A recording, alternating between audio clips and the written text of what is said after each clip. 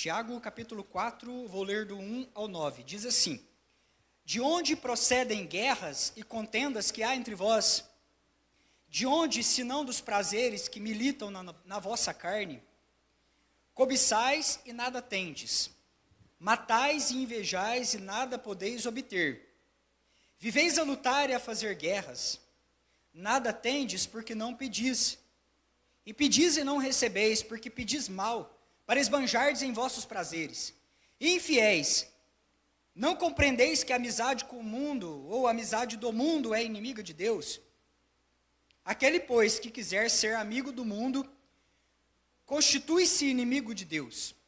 Ou supondes que em vão afirma a Escritura: é com ciúme que por nós anseia o Espírito que ele fez habitar em nós? Antes, ele dá a maior graça pelo que diz: Deus resiste aos soberbos, mas dá graça aos humildes. Sujeitai-vos, portanto, a Deus. Mas resisti ao diabo, e ele fugirá de vós. Chegai-vos a Deus, e ele se chegará a vós outros. Purificai as mãos, pecadores, vós que sois de ânimo dobre. Limpai o coração. Afligi-vos, lamentai e chorai. Converta-se o vosso riso em pranto e a vossa alegria em tristeza. Humilhai-vos na presença do Senhor, e ele vos exaltará. Aleluia! Vamos voltar um pouco as palavras, as páginas das Sagradas Escrituras para Tiago, capítulo 1, o versículo 13 em diante.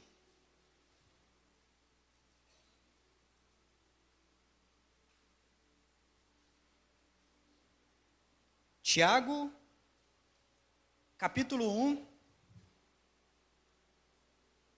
versículo 13 em diante. Ninguém ao ser tentado diga: sou tentado por Deus, porque Deus não pode ser tentado pelo mal e ele mesmo a ninguém tenta. Ao contrário, cada um é tentado pela sua própria cobiça, quando esta o atrai e seduz. Então, a cobiça, depois de haver concebido, dá luz ao pecado, e o pecado, uma vez consumado, gera a morte. Não vos enganeis, meus amados irmãos, toda boa dádiva e todo dom perfeito são lá do alto, descendo do Pai das luzes, em quem não pode existir variação ou sombra de mudança.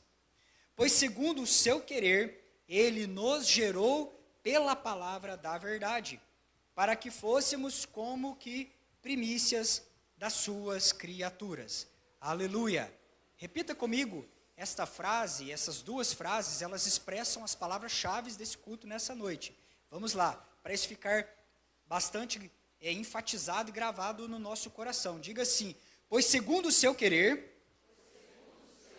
ele nos gerou pela palavra da verdade, para que fôssemos como? Primícias das suas criaturas.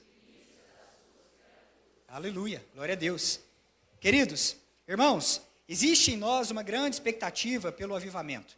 Todos nós, quando conversamos sobre avivamento na igreja, isso gera na igreja, no povo do Senhor, uma grande expectativa. Quando nós começamos a discorrer a palavra de Deus e você fala assim: esta é uma palavra relacionada a avivamento, nós já nos animamos. Nós já ficamos, muitas das vezes, animados diante da expectativa daquilo que virá. Diante das coisas que Deus vai fazer, diante das coisas que o Espírito Santo de Deus ele vai operar. Irmãos, em muitas das vezes nós pensamos um culto avivado e nós linkamos ou nós vinculamos palavras ao avivamento como mover, movimento. Nós vinculamos palavras ao avivamento como aquela dinâmica, né, de um culto talvez mais animado. Você pensa avivamento, você pensa em mover, você pensa em movimento, você pensa em algo que é animado. E quando nós estamos conversando, às vezes as pessoas falam assim: nossa, puxa, mas o culto hoje foi tão avivado. Mas o culto foi, houve um mover ali no culto. Hoje teve um avivamento. E aí você pergunta para a pessoa assim: mas me fala uma coisa, o que aconteceu nesse culto que o define como um culto avivado? Aí a pessoa fala assim: Deus falou comigo. Deus bradou. o manto desenrolou sobre a igreja nessa noite. Houve ali um mistério. Houve ali um desenrolar de um mistério, de algo sobrenatural. Quando você pergunta para as pessoas, você conversa com as pessoas, elas falam, às vezes assim, puxa, o culto hoje foi uma bênção. Por quê? Não, porque eu me arrepiei o culto inteiro, eu senti a presença de Deus. Eu senti algo diferente naquele culto. E quando nós estamos transitando, vamos pensar assim, quando nós estamos orbitando, quando nós estamos parados, nessa área onde simplesmente a gente sai do culto, definindo o culto de avivamento, o culto de mover, como Deus falou comigo, ou eu senti um arrepio, ou eu senti algo, uma sensação, nós precisamos de fato entender se nós estamos definindo avivamento da maneira certa. Se nós entendemos acima de tudo o que é um avivamento. Porque avivamento não é sentir arrepio. Avivamento não é simplesmente ouvir uma palavra positiva. Pensa você, é raro você encontrar com um irmão no pátio e perguntar para ele assim, e aí o culto como foi? Ele fala, foi uma benção. Foi um culto tremendo, avivado. Glória a Deus. Aí você fala assim, mas por que o culto foi avivado? Ele fala assim, Deus falou comigo. Aí você fala, e aí o que ele falou com você? Ele falou assim, põe a tua casa em ordem, porque daqui 15 dias eu te visitarei. Tocarei os teus ossos e a tua medula. Não é assim? É raro. Raríssimo você encontrar um irmão, pensa comigo, vamos caminhar. Raríssimo, irmãos, nós vamos encontrar uma pessoa no pátio e ela vai falar assim, Deus falou muito comigo, eu estou muito avivado, eu estou cheio do Espírito Santo. E aí você fala, não, mas e aí, o que Deus falou? Falou assim, não, ele vai tocar, ele vai torcer, ele vai moer, eu estou indo para a prensa. E Deus falou não para o meu relacionamento. E Deus falou não para as minhas vontades. Olha, Deus falou até que aqueles sonhos e projetos era tudo coisa da minha cabeça. Que ele não está nesse negócio. Eu estou muito animado, estou muito avivado, eu estou indo para casa assim, pulando de alegria. Meus irmãos, se você encontrar uma situação dessa, ela é rara. Ela é rara. Por quê? Porque nós temos a tendência, pensa, nós temos a tendência a ficar feliz quando nós ouvimos coisas boas. Palavra positiva. Eis que você vai prosperar, e isso vai dar certo, é isso mesmo, e já vou te avisando uma coisa, desconfie de profetas que só profetizam coisas boas. Desconfie desses. Havia no Antigo Testamento ali, uma comitiva de profetas, e de repente o profeta chega para falar ao rei, e o rei falou, lá vem ele. Nunca traz uma profecia boa a meu respeito. Nenhuma. E naquele momento, diante daquele profeta e diante daquele rei, estava descortinado, ou seja, nos olhos do profeta, o profeta viu que diante da parte do Senhor saía um espírito enganador para soprar profecia boa na boca dos profetas que estavam ali na corte do rei. Por isso que eles falavam, rei, vai dar tudo certo, sobe para a batalha, o senhor vai ganhar, está tudo bem, o reino está uma maravilha. E aí quando chega aquele outro ali que falava a verdade, que profetizava as palavras do Senhor, o rei já ficou assim meio desanimado. Não tem culto de avivamento hoje. O profeta que fala a verdade chegou. O profeta que discerne as escrituras chegou. Acabou com a festa e a farra daqueles que só fala coisa boa, que só profetiza coisa boa, só revela prosperidade e bênção na vida das pessoas. Então começa a desconfiar dessas coisas. Comece a usar o discernimento espiritual. Pensa, porque muitas das vezes nós estamos presos no cognitivo, nas sensações. E aí nós chamamos aquilo que é cognitivo de culto avivado. Tem todo assim um planejamento, não é? Baixa a luz, coloca uma luz. As luzes elas têm uma certa um impacto psicológico. Então tem algumas luzes animam, outras quebrantam o espírito, e aí você pega um pad, né, e um teclado, né, segurando. O que é o pad? É quando segura naquela atmosfera ali, né. Quando você vê, está todo mundo chorando já, né. Às vezes era o ar-condicionado, estava frio demais, né. Esfriou muito o ar-condicionado, todo mundo arrepiou, mas o culto hoje estava arrepiante, né. Os diáconos esqueceram de regular o ar. E nós vamos para casa chamando essas coisas de avivamento. E nós precisamos ter discernimento espiritual. O que é avivamento? Família Filadélfia, viver no ambiente da presença manifesta de Deus. Isso é avivamento. Avivamento é viver no ambiente da presença manifesta de Deus. Perceba que entre o avivamento provocado no Pentecostes e aquela igreja que estava caminhando antes do Pentecostes, existe uma cruz. E é sobre isso que nós vamos conversar nessa noite, a cruz de Cristo. A vida cristocêntrica, o impacto da graça de Deus em produzir em nós verdadeiro avivamento. Entre o Pentecostes, entre uma igreja avivada, entre uma igreja que vivia constantemente na presença. Pensa você, irmãos, uma igreja que lavava louça na presença. Uma igreja que consertava as coisas no dia a dia na presença. Uma igreja que criava os filhos na presença. Uma igreja que cultuava na presença. A presença não saía do redor daqueles filhos de Deus, porque eles viviam avivados. Onde o povo de Deus se reunia, onde eles estavam no seu dia a dia, Jesus estava lá com eles. O Espírito Santo estava lá com eles o tempo todo. Então eles viviam nessa atmosfera da manifestação de Deus, da presença manifesta de Deus. Mas entre o Pentecostes e entre esse avivamento que trouxe a manifestação das virtudes de Jesus e o seu caráter no dia a dia, tem uma cruz. E cruz é transformação, irmãos. Cruz é transformação. Porque você olha para a cruz e você vê que nela uma estrutura morre. Algo morre ali. Uma coisa é matada ali, porque Jesus levou coisas, levou sobre si pecados. E agora Jesus morre, e ao morrer ele mata na cruz o poder da morte, do inferno, do pecado.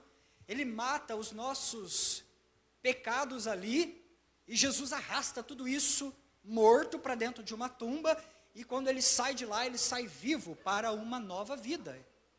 E essa nova vida agora, ela é outorgada, ou seja, ela é doada, ela é entregada aos seus filhos. Jesus pega essa nova vida e ele dá. Um pouco antes de subir à cruz, ele fala que ele é o bom pastor e que ele dá a vida pelas suas ovelhas. Ele subiria à cruz, ele mataria o poder do inferno, ele anularia o poder da morte, ele mataria o poder do pecado, e ao sair daquela tumba, ele entregaria essa herança, a herança da graça aos seus filhos.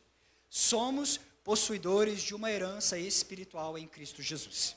Essa herança é para você, Filadélfia. Este presente é para você. Você não pode deixar esse presente guardado, você precisa desfrutar desse presente. A graça, ela precisa ser recebida. E você precisa abrir esse presente e vestir essa graça no dia a dia. Isso significa a manifestação das virtudes de Jesus e o seu caráter em nós. Não podemos ficar como aquelas pessoas que ganham uma coisa, um presente tão especial, e ficar aguardando o momento especial para usar o presente especial. Não.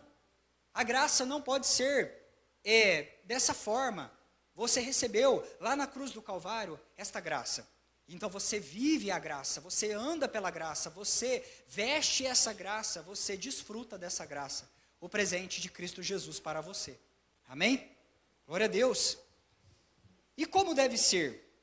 Existe uma igreja antes de Atos 2, ela não é a mesma igreja de Atos 3. É uma comunidade de cristãos que está ali unida, relevante. Atos capítulo 2, o versículo 42 ao 47, ele está mostrando para nós como era a igreja avivada. Era uma igreja em que havia temor. Os milagres marcavam a vida dessa igreja. Então pensa que era um povo temente a Deus. Um povo temente a Deus, um povo zeloso, um povo que tinha zelo pela palavra do Senhor. Mas era um povo também que vivia milagres extraordinários na vida da igreja, curas sobrenaturais, pessoas sendo levantadas das enfermidades para uma nova vida. Você olha a igreja avivada, como ela é, como ela precisa ser, e você encontra ali em Atos esse modelo de uma igreja alegre, de uma igreja de bom humor, de uma igreja com singeleza de coração. Irmãos, uma igreja fácil de lidar. Por que nós precisamos ser tão azedos? Em nome de Jesus, irmãos, uma igreja temente a Deus, relevante, ela tinha um alto impacto social naquela época. Perceba que, por várias vezes, Deus estava levando filhos amados para falar na frente dos reis, para falar na frente dos governadores.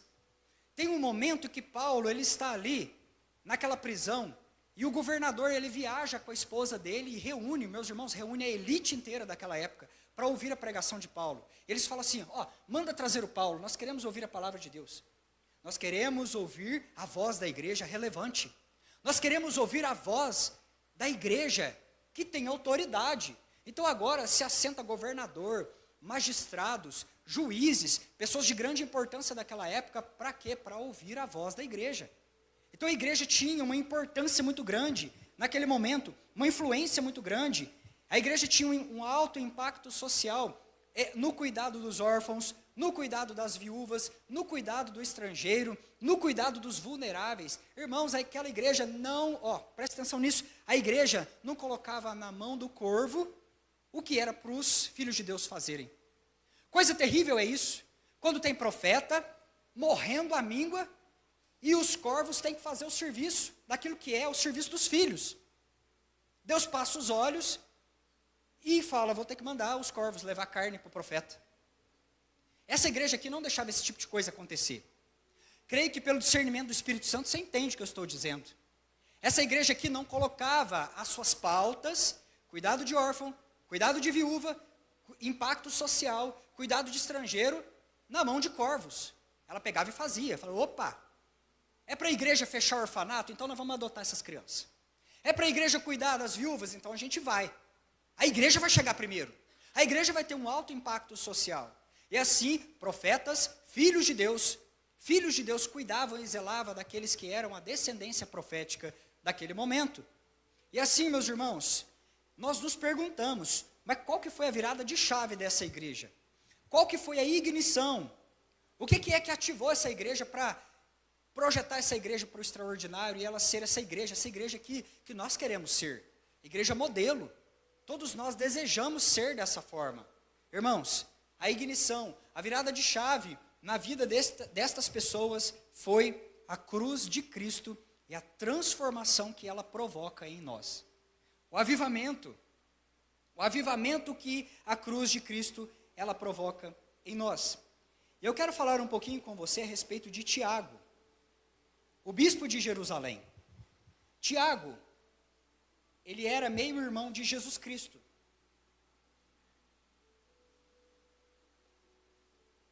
Quando Jesus nasce da Virgem Maria, José e Maria agora, eles têm mais filhos, irmãos de Jesus, José, Judas, Tiago, irmãos de Jesus.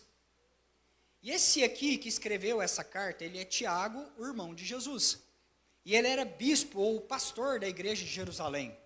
Um homem severo, sistemático e muito sábio. Era tão sábio que o apóstolo Paulo, em dado momento, foi até o Tiago para pedir conselhos para ele. Você pensa, Paulo, ele é um homem de altíssimo quilate, de valor inestimável. Ele vai até Tiago porque ele desejava ouvir as palavras desse apóstolo. E aqui nós encontramos este homem, e a nossa tendência, às vezes, errada, é fazer igual nós fizemos lá no começo do culto com a questão do avivamento. Uau! Será que ser meio-irmão de Jesus, como que deveria ser essa rotina familiar? Imagina você ser criado na mesma casa de Jesus Cristo. Imagina você, que coisa maravilhosa, conviver na família de Jesus, com seus irmãos, conviver na família do Salvador, daquele que veio à humanidade para estender a nós a graça. E aí nós caímos no mesmo pecado, de caracterizar avivamento como coisa humana, avivamento como arrepio, avivamento como estratégia, avivamento como metodologia, avivamento como movimento, avivamento como qualquer outra coisa que não seja a presença de Deus. E aí nós vamos nessa mesma contramão aqui, pensando e tendo a tolice de imaginar que por sermos, muitas das vezes, aliás, por Tiago ser da família de Jesus, ele teve assim alguma vantagem nesse sentido, em tudo que ele é aqui. E aí você pensa assim, eita, Tiago, ele chegou lá, pastor da igreja de Jerusalém, uma das igrejas mais proeminentes daquela época. Chegou lá porque era meio irmão de Jesus. Chegou lá porque tinha uma criação assim, assim, assim. Isso aí tudo foi mérito humano. E nós temos essa tolice de atribuir a sabedoria de Tiago, pelo fato dele ser da mesma carne que Jesus, meio irmão. E aí nós vamos olhando o aspecto da natureza, o aspecto daquilo que é visível, porque Tiago foi criado no mesmo ambiente. Irmãos, não tem nada a ver com isso. Não tem nada a ver com isso. Tiago não era um irmão espiritual de Jesus. Abra sua Bíblia comigo em Marcos capítulo 3. Vou ler para você. Marcos capítulo 3, do 32 ao 35.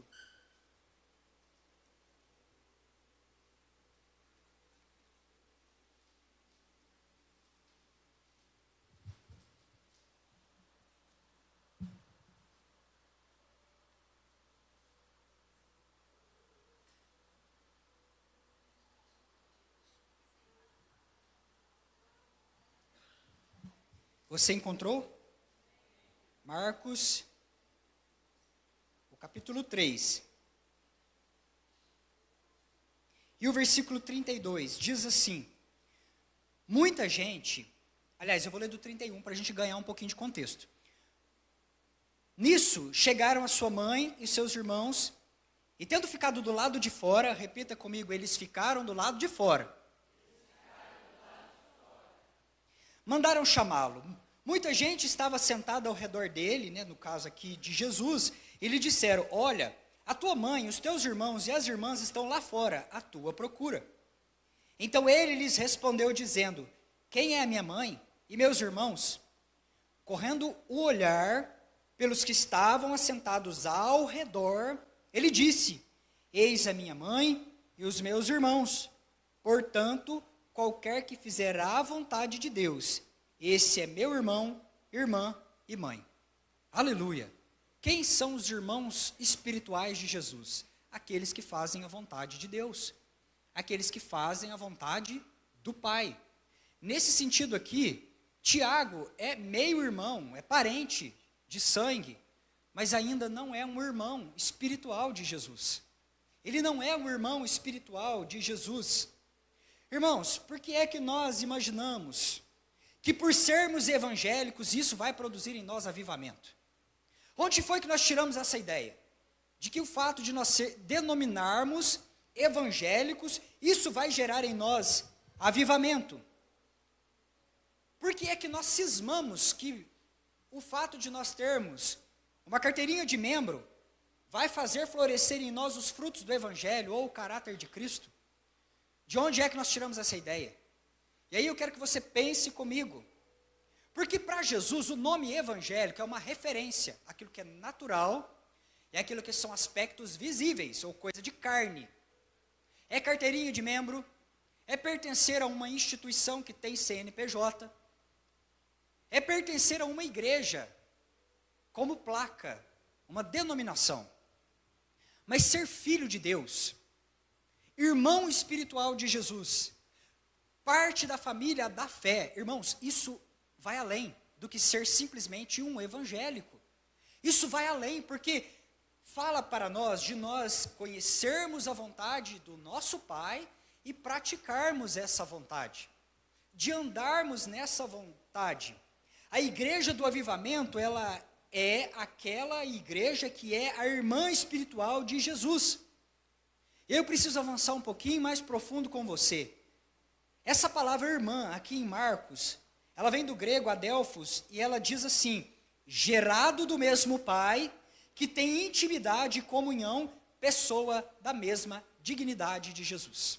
E aí eu quero separar agora o culto em 2 pontos para irmos caminhando. A vontade de Deus, ou uma nova vida para nós, e um novo chamado para a igreja. Amém, queridos? Nova vida e novo chamado.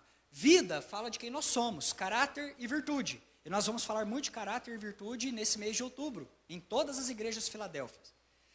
E nesse sentido, irmão, a igreja do avivamento, ela é aquela que é a irmã de Jesus, que faz a vontade. É a igreja que foi gerada do mesmo Pai, mas é também uma igreja que tem intimidade e comunhão, e é uma igreja que tem a mesma dignidade de Jesus. É a igreja que tem a mesma dignidade de Jesus, ou seja, ela caminha igual Jesus caminha, ela fala igual Jesus fala, ela anda igual Jesus anda, ela faz o que Jesus faz. Porque, irmãos, entendam uma coisa, e agora nós vamos mergulhando um pouquinho na história. Tiago, ele não se tornou lá na frente tudo que ele tornou, porque ele era parente de Jesus. A igreja de Atos, ela tinha a mesma dignidade de Jesus. O povo de Atos, incluindo o Tiago, lá depois da cruz, lá depois do Pentecostes, eles tinham a dignidade de Jesus, ou seja, eles manifestavam as virtudes de Jesus, eles andavam do jeito de Jesus, eles falavam do jeito de Jesus. A igreja de Atos, ela era a irmã espiritual de Jesus, porque fazia a vontade de Deus, andava na mesma dignidade do Cristo, o Messias, o ungido, o leão da tribo de Judá. Aleluia! Mas o Tiago sem cruz, o Tiago sem Pentecostes, é um incrédulo, meus irmãos, e olha que ele era parente de Jesus. O Tiago, sem passar pela cruz, é um vaidoso egoísta. Você começa a estudar as Escrituras e você vê que ele é meio irmão de Jesus. E para Tiago, Jesus era um estorvo na sua vida, ele deixa isso claro. Quando você começa a estudar as passagens bíblicas onde está registrado a caminhada e a jornada desse meio irmão de Jesus. Nas vezes que ele acessou Jesus, foi com a intenção de satisfazer a sua própria vontade. Ah, meus irmãos, como isso se parece com a gente em alguns momentos da nossa vida? Mas como o Tiago se parece conosco quando nós abandonamos a cruz e abandonamos a presença de Jesus.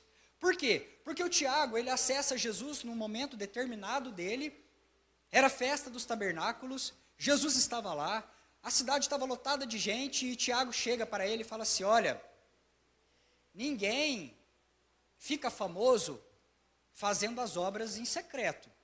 Jesus, vou dar um conselho para você. Aí Tiago chega para aconselhar o Cristo, o Salvador, o verbo vivo, aquele que é a própria sabedoria, expressa lá em Provérbios. Aí Jesus, né? Aí eu fico vendo lá, né, o Tiago. Faz o seguinte, para você ter seguidores, faz um milagre em público. Sobe na escadaria, é festa, se apresenta perante o povo, faz assim um espetáculo miraculoso, e aí os seus discípulos vão crer em você. A pretensão do Tiago, né, de chegar para Jesus, falar, não, mas eu já sei como é que eu resolvo o teu problema. Ninguém está acreditando que o Senhor é o Messias, vou te dar aqui um conselho, sobe lá, faz um milagre, mas assim, pega um bem caprichado, um milagre assim, para chamar atenção, e aí os seus seguidores vão te seguir, crer que você é o ungido, o Messias. Ninguém pode querer ser acreditado, ter credibilidade fazendo as obras em oculto ou na motivação do secreto.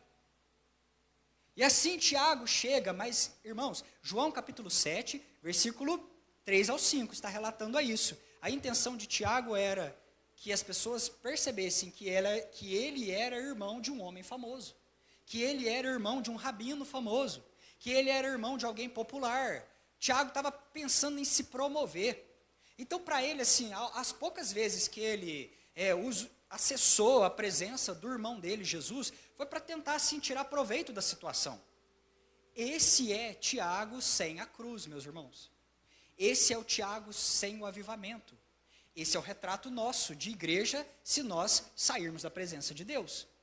Para nós vamos nos tornar essa mesma pessoa, vaidosa, egoísta, e acessando Jesus só quando a gente precisa. É na hora que dói, é na hora que fica doente, é na hora que vem problema, aí a gente lembra que tem igreja, lembra que tem Jesus, lembra que o joelho foi feito para se curvar e para orar. A gente lembra que tem boca e que sabe orar. Tinha até esquecido que sabia orar, porque estava tudo tão bem na minha vida. De repente, o barco balançou, a tempestade veio, e eu resolvi acessar a Jesus, o milagreiro. Jesus faz milagres, eu vou lá acessar Ele, porque eu preciso. E assim somos nós, sem a cruz. E assim somos nós sem a presença. E esse é o Tiago, e aí depois vem a cruz, e vem a transformação, e vem o avivamento. E após a cruz, após Jesus morrer, após Jesus ressuscitar, a Bíblia diz lá em Coríntios que Tiago estava no meio daquelas testemunhas, ele viu quando Jesus apareceu, ressurreto, depois da morte, mãos furadas, pés furados, lado transpassado. Tiago contemplou todas essas coisas. A vida daquele homem nunca mais foi a mesma, porque ele teve um encontro com a presença de Deus. E o Tiago, após a cruz, ele é o pastor de Jerusalém. Ele concentra suas forças para conquistar os seus irmãos judeus para a fé em Jesus. Irmãos, a carta que ele escreve, ela é considerada uma carta profética. Ela é comparada no Novo Testamento como o Provérbios do Novo Testamento. Ela é densa em sabedoria, em poesia, em ensinamentos sobre ética cristã para nós. Porque a sabedoria de Deus veio no coração daquele homem. Ele abandonou aquela velha vida, uma vida baseada em performance, uma vida baseada em métodos humanos, e ele agora estava do lado de dentro. Você não encontra mais o Tiago do lado de fora, mas agora ele está do lado de dentro. Ele está do lado de dentro.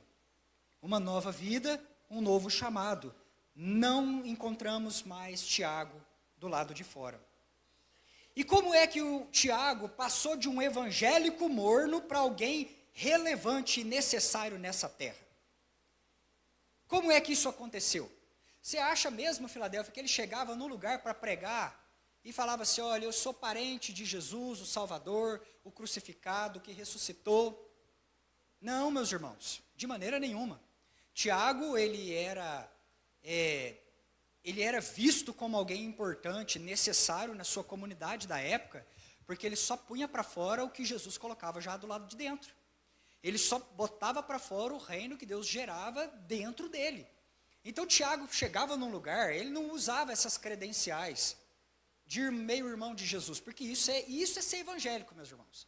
E morno ainda. E usar méritos humanos para poder chegar num lugar e ser relevante. Mas que loucura que é essa? Onde é que nós fomos parar, meus irmãos, nesse tempo pós-moderno?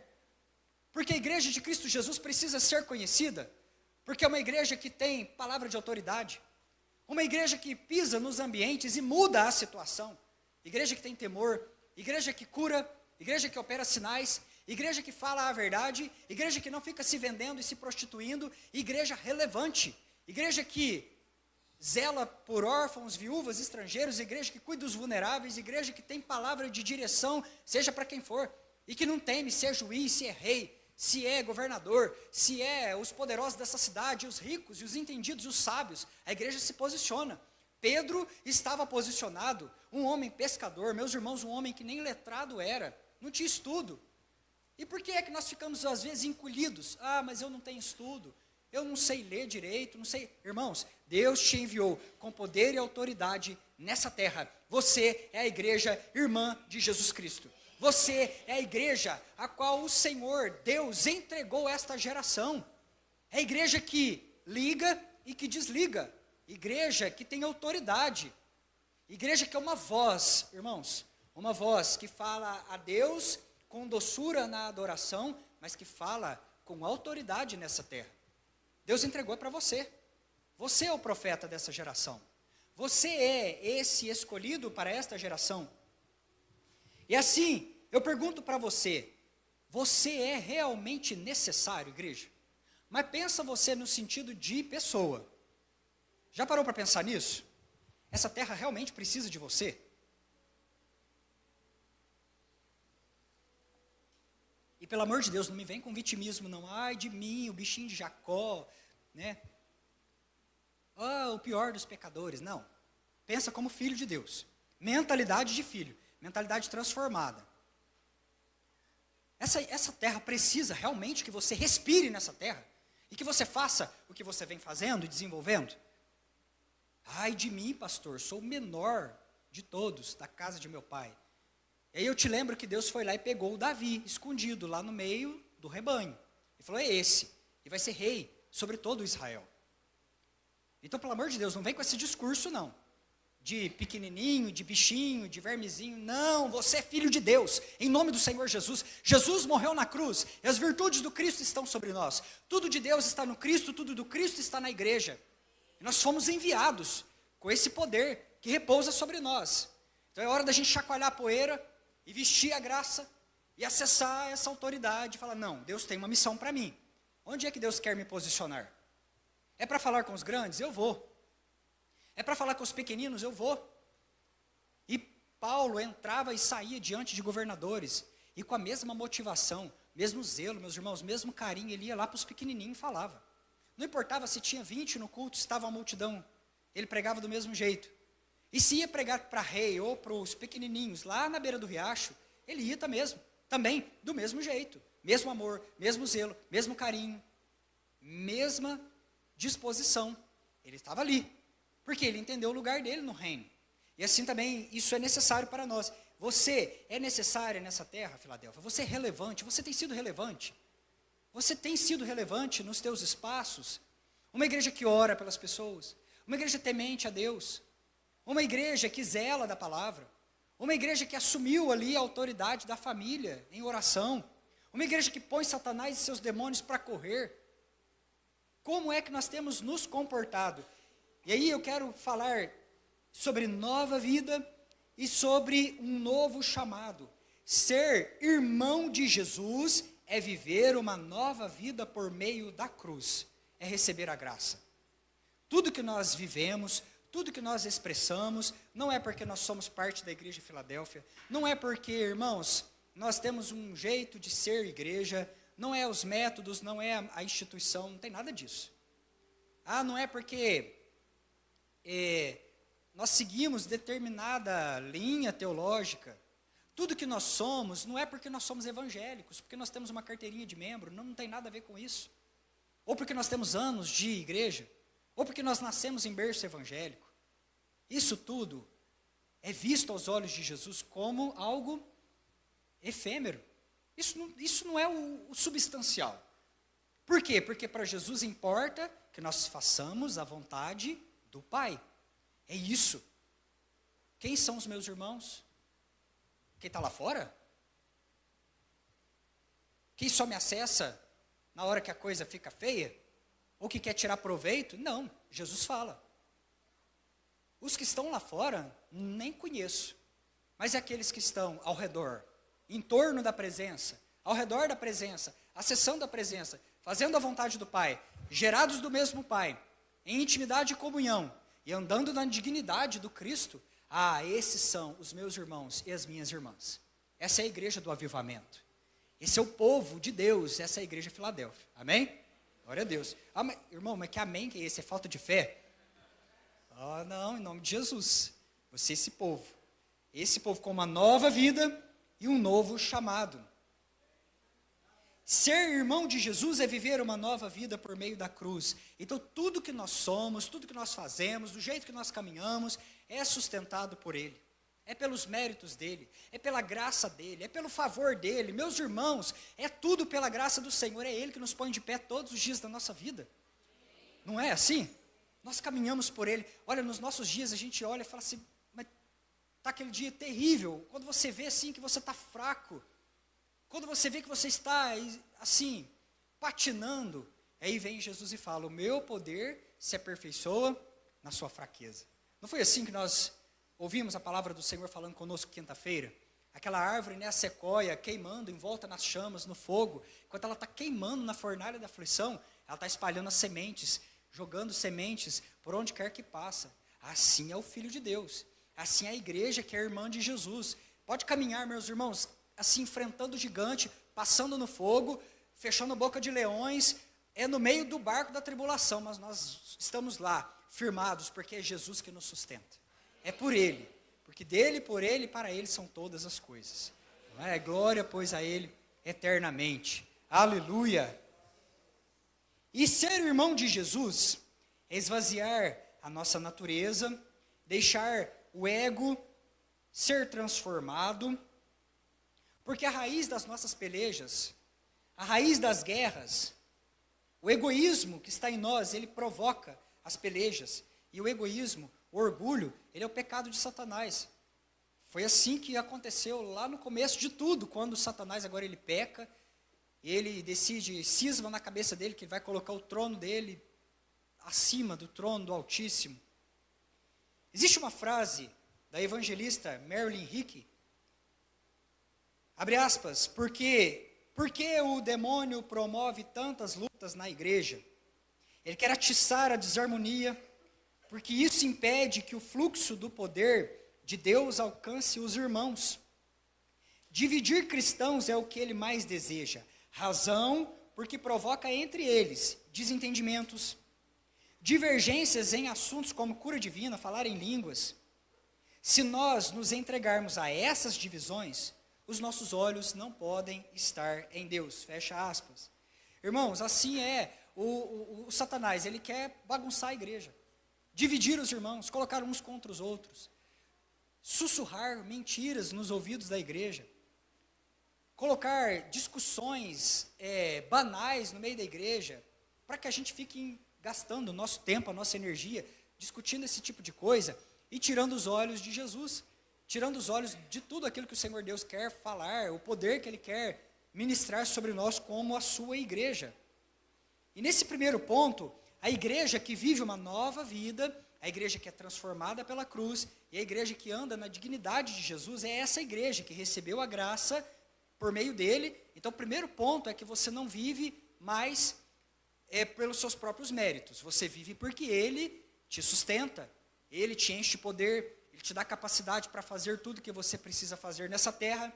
Segundo ponto, o trono do coração precisa estar vazio para que Jesus reine nesse trono. E nesse sentido, é necessário tirar do trono a nossa própria vontade, o ego. Parar de olharmos para as nossas próprias vontades e o que essas vontades estão provocando em nós. Brigas na igreja, dissensões, falações, brigas no trabalho, atos pecaminosos onde a gente corre para satisfazer as necessidades do nosso coração.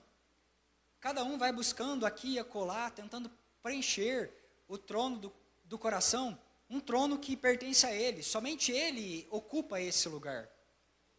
Em outro ponto, esse trono, meus irmãos, precisa ser destinado, preparado, para que Jesus se assente ali. E nesse sentido eu estou falando de nós nos enchermos da natureza de Jesus, sermos amigo de Deus. Tiago está falando aqui que a amizade existe com o mundo. Quem é amigo do mundo se torna inimigo de Deus. Não pode haver em nós dois senhores. Não pode haver em nós duas disposições. Não pode haver em nós esse ânimo dobre. 1 João capítulo 2, eu vou ler para você. 1 João capítulo 2, versículo 15 ao 17.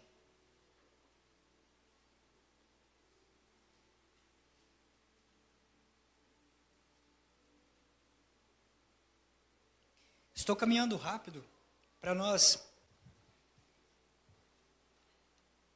passarmos tudo aquilo que Deus ele tem para nós.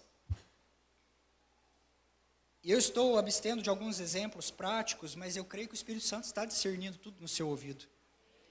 Você sabe que você precisa dessa graça. E que você mesmo, nos seus melhores dias, nós não temos muito a oferecer, meus irmãos. Por isso, andar pela graça, receber a graça, viver uma nova vida, passar pela cruz. Nós, sem a cruz, vamos ser igual ao Tiago, fora da presença. Mas é necessário também oferecer o trono do coração, porque Jesus não compete, Jesus não admite outro senhor. É necessário que um rei morra, para que outro suba no trono. Há poucos dias nós vimos isso. Aquele rei lá da Inglaterra, pensa você quanto tempo ele não aguardou ali, sabendo que ele é o herdeiro. E nesse mesmo exemplo, pensa você que foi necessário que um rei encerrasse o seu reinado para que outro ascendesse, levantasse, subisse no trono, embora já estando bem avançado na sua jornada e sabendo que aquele destino era para ele. Então, se nós não matarmos esse rei que está dentro de nós, que é a nossa vontade, que é o nosso pecado, que é essas disposições do coração, Jesus não vai subir no trono. Jesus não vai assentar no trono. o trono que nós estamos entregando para as coisas dessa terra, as coisas dessa vida. E assim nós precisamos nos encher da natureza de Jesus a ponto de nós sermos amigos de Deus, inimigos do mundo. 1 João, capítulo 2, e o versículo 15. Não ameis o mundo, nem as coisas que há no mundo. Se alguém amar o mundo, o amor do Pai não está nele. Porque tudo que há no mundo, a concupiscência da carne, a concupiscência dos olhos, a soberba da vida, não procede do Pai, mas procede do mundo. Ora, o mundo passa, bem como a sua concupiscência. Aquele, porém, que faz a vontade de Deus, permanece eternamente. Aleluia! Se trata de nós fazermos a vontade do Pai. Qual é a igreja que é a igreja do avivamento? É a evangelicada? Não é a turma dos evangélicos, não. A igreja do avivamento são os filhos de Deus, que fazem a vontade do Pai, que vivem ao redor da presença, que andam em intimidade e comunhão, e que caminham na terra na dignidade dele, o jeito de Jesus, a maneira de Jesus. Essa é a igreja, essa é a irmã espiritual de Jesus, a igreja que expressa nova vida e novo chamado. Nova vida, o jeito que nós vivemos, novo chamado, o jeito que nós caminhamos nessa terra. Não ignore o pecado, perceba o que está acontecendo na sua vida, se arrependa, e assim você viverá esse intenso avivamento. Porque se você ficar na dependência dos seus próprios recursos, na hora da tentação, meus irmãos, nós seremos um fracasso. Não tem como resistir. Guarde uma frase, eu digo ela muito nos discipulados, falo muito para os meus filhos. Não se atreva a jogar xadrez com Satanás. Ele sempre te passa a perna. Ele sempre dribla. Na maioria das vezes, ele sempre vence. Mas que história que é essa de brincar com o pecado?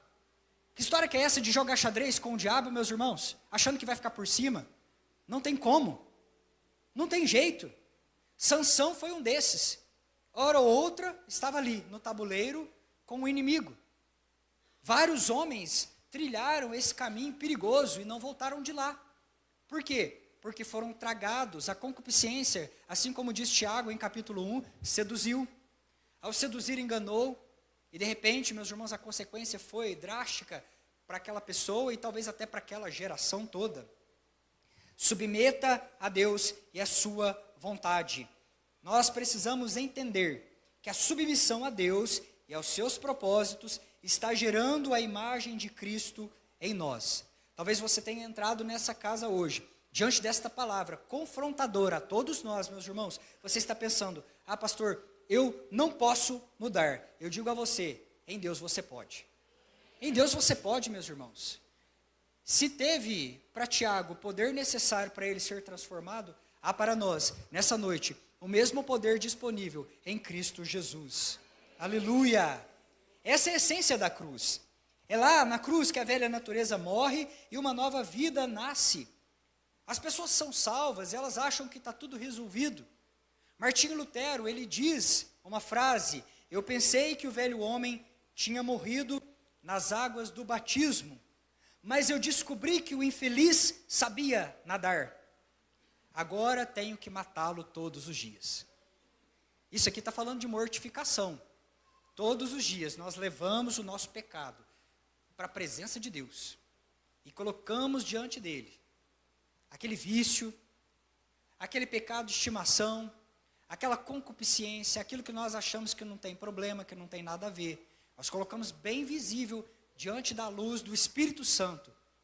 E assim nós levamos ali mortificado. Existe esse movimento da cruz de Cristo, onde ela nos salva. Ela dá uma nova vida. Mas há também o levar da nossa carne para a cruz todos os dias, crucificando as nossas paixões. Se Jesus está no trono, a carne está na cruz. O oposto também é verdadeiro. Se a carne está reinando no trono, Cristo foi mais uma vez humilhado e está na cruz. Ele mesmo disse isso nas suas escrituras. Então, a exortação de Tiago é: sintam as suas misérias. Está escrito aqui, nós lemos isso. Sintam as suas misérias, se arrependam todos os dias. Um povo avivado, os irmãos de Jesus, aqueles que estão dentro, são aqueles que sentem as suas misérias. que renovam a sua mente na palavra de Deus, porque somente o renovo da mente nas Escrituras vai manter a nossa vida no caminho do discernimento espiritual e longe da pressão dos sentidos dessa terra. Porque o nosso coração ele é enganoso, ele tenta muitas das vezes nos tragar, ele tenta passar a perna, ele tenta muitas das vezes mascarar. Irmãos, quantas das vezes o coração, ele chega para você com uma oferta, como se aquilo fosse coisa boa, com um aspecto, com uma roupagem de uma coisa nobre, de uma coisa boa, e às vezes é laço para a tua vida. E aí nós precisamos de discernimento espiritual para viver longe da pressão dos sentidos, pressão da performance, pressão de carne e sangue. Se Tiago está nos chamando para uma nova vida, assim como ele encontrou em Cristo e na sua cruz, ele também está chamando a igreja para um novo chamado, expressar um novo chamado na unção do Cristo. Eu usei a palavra Cristo propositalmente, porque é Ele quem envia. Jesus nos salva, Cristo nos envia. Jesus é o cordeiro que derrama o sangue pela sua igreja e salva. Cristo é o leão que ruge e projeta a igreja. Então é Ele quem te capacita hoje a ser um novo homem, uma nova mulher, livre.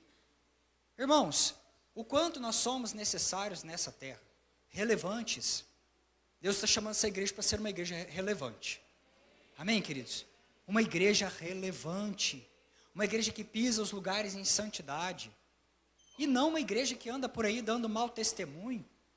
Como o mau testemunho, ele impede o avanço da igreja de Cristo Jesus. Por quê? Porque as pessoas vão falar, mas você é lá daquela igreja? Mas não é lá na tua igreja que tem aquele fulano? Não paga nem fogo na roupa, não paga as contas, deve para todo mundo na cidade, é lá na tua igreja. É que tem aquele sujeito que trai a esposa, é que tem aquele outro assim, aquela assim, aquele, e aí vai, não é?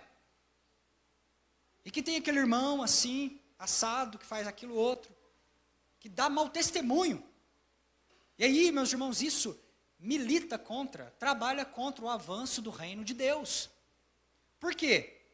Porque nós não estamos sendo relevantes para esse tempo, para essa geração.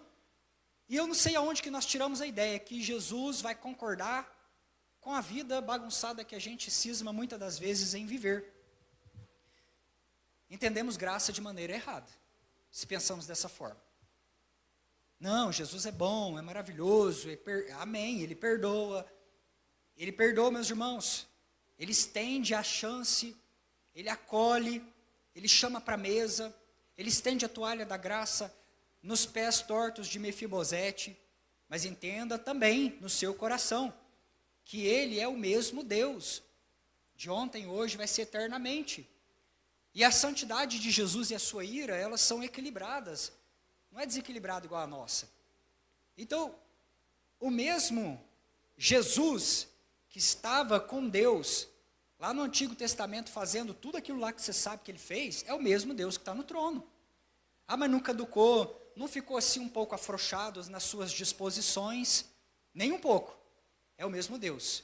Ainda continua equilibrando santidade, justiça, ira, graça, misericórdia e bondade. Precisamos entender esse tipo de coisa. E andarmos dignos da vocação que nós recebemos. Porque o povo de Deus, a igreja avivada, é a igreja que anda na dignidade. É a igreja que anda na dignidade. Irmãos, por favor, em nome do Senhor Jesus, me respeitem, né, os irmãos né, tem pessoas aqui com os cabelinhos brancos, colunas dessa casa. Mas em nome do Senhor Jesus, tomem cuidado, vigiem os altares familiares. Satanás está entrando nas famílias para destruir, com coisas terríveis que tem roubado a santidade da igreja. E você sabe o que eu estou falando, igreja. Toma cuidado com aquilo que você anda vendo, com aquilo que você anda ouvindo lá no teu secreto, quando a tua esposa não está com os olhos em você, quando o teu esposo não está com os olhos em você, quando o pai e mãe não está com os olhos em você, filho, em nome do Senhor Jesus, não seja um instrumento nas mãos de Satanás e seus demônios. Deus te chamou para que você fosse relevante nessa terra. E olha, Deus não está nem um pouco satisfeito com esse tipo de coisa. Deus não está nem um pouco satisfeito com esse tipo de conduta, meus irmãos, no meio da igreja, no meio do povo. Por quê? Porque essas coisas têm corroído a santidade da igreja. E muitas das vezes o Espírito Santo chega no meio da congregação e ele não acha espaço, porque nós estamos com as nossas vestes contaminadas, com aquilo que vemos, com aquilo que ouvimos, com aquilo que falamos, a maneira como nós nos posicionamos. E aí, meu irmão, depois como é que nós vamos falar de família? Como é que nós vamos falar de nação? Como é que nós vamos falar de Deus? Se no secreto nós desagradamos a Deus, desonramos a família, desonramos a nossa pátria, com o tipo de pecado que nós estamos aí, enfeitiçados, aqui e acolá. Isso é para nós pensarmos. Isso é para nós pensarmos. Porque Deus está visitando o Brasil com conserto. Com conserto. E vai começar nos altares. Vai começar nas igrejas. Jesus entrou triunfalmente.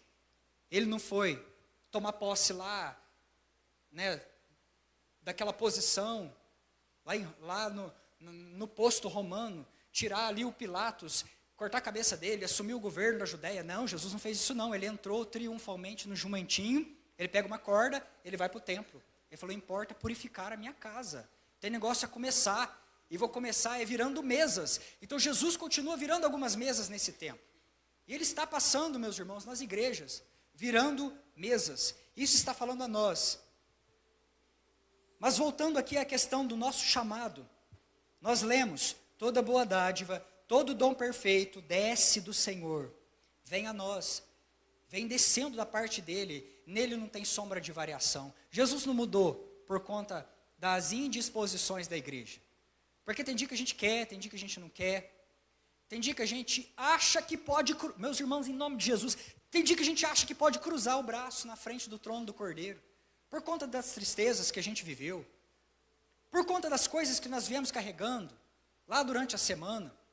E nós chegamos e Jesus está na casa, Ele está na igreja, Ele está disponível, de braços abertos, e a gente fica de braço cruzado, boca fechada, beiço, na frente daquele que criou todas as coisas. Mas onde que nós tiramos essa ideia, meus irmãos? Por pouca coisa, menos que isso. Ele queimava as pessoas lá no Antigo Testamento, não era? A Miriam, veio cheio de tititi. Aí ele vai, não, fica leprosa aí fora do arraial, uns tempos, para você pensar a tua vida. Está lá, a Miriam, coçando, leprosa, não é? Abriu a boca. E aí vem aquela turma lá reclamar, né, da liderança, essa liderança aí, ó, não sei. Aí Deus fala, não, abra um buraco aí, engole. Esse povo tudo com o espírito de Faraó, né, veio lá do deserto, não cai aí, ó. Morre todo mundo. Nossa, mas Deus, o bondoso, Ele é o mesmo, ontem, hoje, eternamente. É o mesmo, que está aqui hoje. Não é? Temor. Igreja de Atos dos Apóstolos tinha temor. Não temor a Deus. Consultava a Deus, perguntava. Tinha zelo. Tinha temor a Deus. Olhos nas Escrituras. Um coração ensinável. E assim, meus irmãos, era um povo que louvava a Deus, entoava. Se nós, às vezes, chegamos num culto de domingo e não conseguimos cantar com ar-condicionado, cadeira, louvor, que ensaiou. E a hora que nós fomos levados para as prisões com cadeias nos pés, igual Paulo e Silas. Mas é aí que não vai cantar mesmo, né? Se num ambiente, no ecossistema edênico, ecossistema de Éden, nós roubamos aquilo que é de Deus, pecamos, quebramos a aliança e nos cobrimos com folha de figueira, as nossas vergonhas. Imagina, queridos, se formos postos à prova, igual Paulo e Silas, como é que vai cantar desse jeito? Então não podemos permitir que um desafino roube a presença daquele que é afinado e que ao cantar e dizer haja. Lembra lá das crônicas de Nárnia, enquanto Aslan, o leão, cantava e criava todas as coisas? Eu penso dessa forma, Deus, o poderoso, cantou e na nota musical que saiu da boca dele, haja, as coisas que são visíveis aconteceram. O leão estava cantando no começo de tudo, e a natureza ia sendo criada. Então a gente tira os nossos olhos, a partir de agora, das desafinações, dos desarranjos dessa terra, e põe os olhos naquele que é a fonte de toda afinação, da perfeição, que desenhou, queridos, essa terra toda, com as belezas que existem, e aí nós não permitimos que o gigante que se levantou na nossa vida roube a presença dele.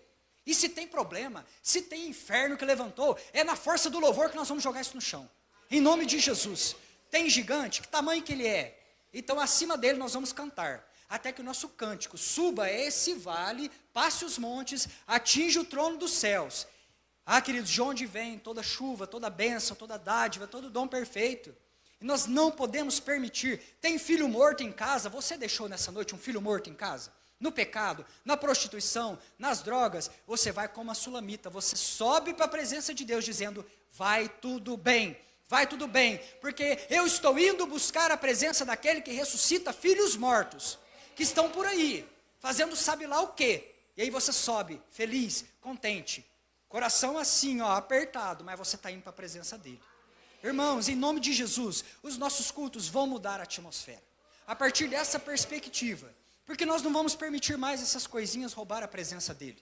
Nós não vamos permitir mais, assim, a escassez, o problema, o gigante, sabe, as picuinhas dessa terra roubar o lugar daquele que é digno. Toda boa dádiva, todo dom perfeito desce da parte dele. Aleluia. E se você quer alguma coisa, pede. Ele diz, vocês não recebem porque vocês não pedem. Vocês não recebem porque vocês não pedem. Mas em nome do Senhor Jesus, acessa o conselho de Deus. Peça, meus irmãos. Ore, busque a presença. E aí eu achei lindo, porque Tiago está falando, ele nos gerou como filhos do mesmo pai. Todo mundo aqui da mesma família. Filhos do mesmo pai. E ele nos gerou nessa filiação divina para as primícias, ou seja, fui buscar o significado de primícias. Aqui nesse grego está dizendo o primeiro de muitos iguais. Ou seja, a Bíblia de palavra-chave, ela diz, é a primeira de uma série de coisas que podem ser afirmadas. Uau! O que é isso aqui, meus irmãos? Deus nos gerou filhos do mesmo pai. E ele fala, vocês são as primícias, os primeiros filhos. E aí ele está falando, vocês são o primeiro, igreja, de muitos iguais. Vocês podem ser o primeiro da fila, mas atrás de vocês vêm pessoas que são iguais ao Cristo, em dignidade, em caráter, em nobreza, em virtude. Ou a primeira de uma série de coisas que podem ser afirmadas. Jesus afirma a sua igreja. Tá vendo essa fila aí, ó? Todo mundo parecido comigo? É o meu povo. Tem a minha natureza. Carrega o meu caráter. São necessários na terra. São necessários na terra. Enquanto houver fôlego de vida. Ainda que o rosto esteja marcado pelas muitas cicatrizes das batalhas dessa vida, as rugas como conquistas e espólios das guerras vencidas, e o cabelo branqueado como o florescer de uma amendoeira sábia. É necessário. É relevante. Porque para Deus não tem esse negócio de aposentadoria, não. Ele usa, queridos, e vai usar você até o último dia da sua vida. Até quando houver fôlego de vida em você. Aleluia! Glória a Deus. Então nós somos o primeiro. Jesus nos criou. O primeiro de uma série de coisas que podem ser afirmadas. Jesus está afirmando a sua família. São os irmãos de Jesus. Família espiritual. Que caminham na mesma dignidade do Cristo. Igreja avivada. É a irmã de Jesus. Faz a vontade do Pai. Caminha na dignidade do Cristo. Para encerrar, eu quero dizer e dar ênfase a um versículo a respeito da sensibilidade do Espírito Santo. Ele tem ciúme de você, igreja. Você já parou para pensar que o Espírito Santo ele é uma pessoa? Que ele sente?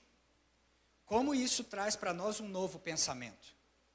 Sabe por quê? Aquele dia que você estava lá fazendo aquelas coisas lá, aprontando, ele estava lá, vendo. A gente escondeu do pastor, e da mãe e do pai, e os olhos, que são como chama de fogo, viram do começo ao fim. E nesse momento do sentimento, porque ele é uma pessoa, ele ausentou. Que coisa mais dolorosa, meus irmãos, quando você lê a história de Sansão, e você olha lá e vê, e o Espírito Santo retirou-se dele. Irmãos, isso transpassa o nosso coração, como uma facada. Que dor, porque o Espírito Santo tem ciúmes da sua igreja, sente, Ele ama. É Ele que nos ama, meus irmãos. É Ele que está aqui conosco, caminhando conosco, nos ajudando, nos consolando, discernindo todas as coisas. Ele não sai, queridos, do teu lado. Às vezes o pastor pode esquecer de você em algum momento. Mas o Espírito Santo não esquece. Ele está acompanhando o ser humano do começo ao fim, em todos os momentos. Na hora do nascimento, na hora do choro, na hora da morte. Crente não morre sozinho, meus irmãos, não morre.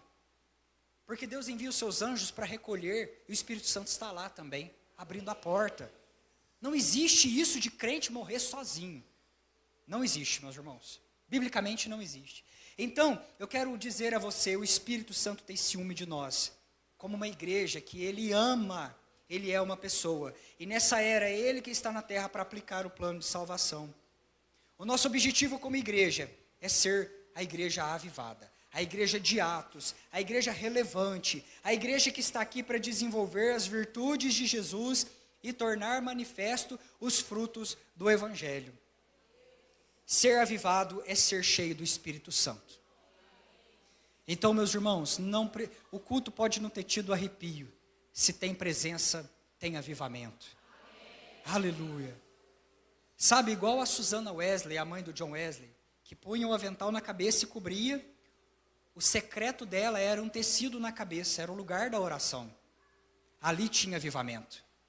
Lá não tinha uma banda, lá não tinha um pastor, mas o Espírito Santo estava, meus irmãos, debaixo daquele avental, ministrando o coração daquela mulher. O Espírito Santo nos alcança. Sabe, quando você sentir de parar o teu carro, para o teu carro. Ora, seja ministrado, seja envolvido pelo Espírito Santo de Deus. Quando Ele falar para você, para o teu serviço, aí onde você está, nessa faculdade, nesse trabalho, na tua loja, procura o teu secreto. Procura, porque Ele vai te ministrar. Porque Ele vai derramar sobre você este poder e esta unção Ele vai te capacitar, meus irmãos. O Espírito Santo está vivificando a igreja de Cristo Jesus nessa terra. Somos a igreja avivada. E ser cheio do Espírito Santo não está dependente de um pastor, de uma banda, de uma estrutura, de uma igreja, meus irmãos, de iluminação, de planejamento, não. Ser cheio do Espírito Santo diz respeito a nós habitarmos na atmosfera digna de Deus. Aonde a presença está, aí nós colocamos o nosso pé. Aí nós prevalecemos. Porque nós não vamos ser mais o povo que fica lá fora. Nós queremos ser aqueles que ficam ao redor. Aqueles que fazem a vontade de Deus. Aleluias. Wayne Grudem diz assim, abre aspas, o que é um avivamento? O que é poder do Espírito Santo? É sentir o que Deus sente, é desejar o que Deus deseja, é fazer o que Deus quer, é falar no poder de Deus, é orar e ministrar na força que Deus concede, é conhecer com o conhecimento que o próprio Deus dá, fecha aspas. Irmãos, ser uma igreja avivada é isso, sentir o que Deus sente. Se Deus está entristecido, nós sentimos. É desejar o que Deus deseja. Você entra em oração no conselho do céu, descobre o que está sendo desejado lá, e você passa a desejar aqui na terra igual Ele deseja. E aí, a vontade dEle, nesse ponto de uma igreja avivada, passa a ser a nossa, e a nossa passa a ser a dEle, porque nós estamos intimamente ligados uns nos outros. Tudo de Deus está no Cristo, tudo do Cristo está na sua igreja. E nós fazemos o que Deus quer, nós falamos no poder de Deus, oramos e ministramos na força que Deus concede.